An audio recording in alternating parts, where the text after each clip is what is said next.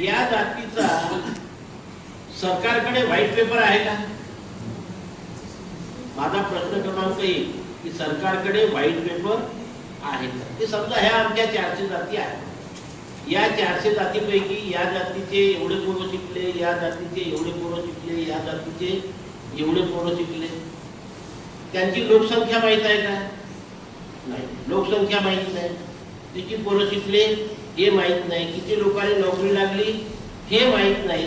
मग कोणती जात बॅकवर्ड आहे, कोणती जात जास्त, कोणती जात कमी, हे सरकार कशावरून ठरवणार? काय प्रयत्न आहे मला सांगा ना तुम्ही. म्हणजे कुठले तरी काही दोन-चार लोक येतात आणि आमच्यावरती अन्याय होतो, अन्याय असतो, त्या अन्यायाला व्हाईट पेपर पाहिजे ना. आणि आज शेड्यूल कास्ट असो, शेड्यूल ट्राईब असो किंवा ओबीसी असो, जे काही रिझर्वेशन आम्हाला लोकांना मिळतं ते समुद्र आहे. मी शब्दप्रयोग वापरतो. उद्या जर हे सब कॅटेगरी झालं, आता ओबीसी मध्ये 10 कॅटेगरी केल्या. आता एसटी समाजाच्या बाबतीत इथे सुरू आहे, एसटीच्या बाबतीत इथे सुरू आहे. तर जसं आता एसटी समाजामध्ये 65 जाती येतात, एसटी मध्ये आहेत. उद्या 6-6, 7-7 जातीचा एक वर्ग नसतील. आमच्या ओबीसी मध्ये 3742 जाती आहे. मी सांगितलं महाराष्ट्राचं उदाहरण घेतलं 400 जाती. आता हे 400 जातीमध्ये 10 कॅटेगरी केल्या तर किती? 40 जाती येईल काय काय. तशा ओबीसी मध्ये आजच 5 कॅटेगरी आहेत, 6 OBC, VJNT, VJ, NT1, NT2, NT3 आणि एसबीसी.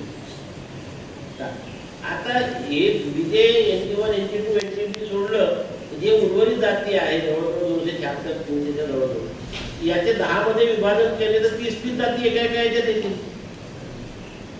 म्हणजे मग तो जो एक समूह जो राहील तो त्या याच्या बाहेर नाही पडू शकणार ना. तो त्या एका पर्टिक्युलर चौकोनाच्या बाहेर पडू शकणार नाही. आज कसं, आज समुद्रामध्ये पूर्ण आलो आम्ही. आपल्याकडे टॅलेंट असेल तर आपल्याला कुठे ना कुठे संधी मिळते, पण एकदा मर्यादा घालून दिल्यावर तुम्हाला त्या मर्यादेचे बाहेर येता येणार नाही. त्याच्यामुळे त्याच्या समाजाचं नुकसान होईल, नुकसान होणार, फायदा होणार नाही.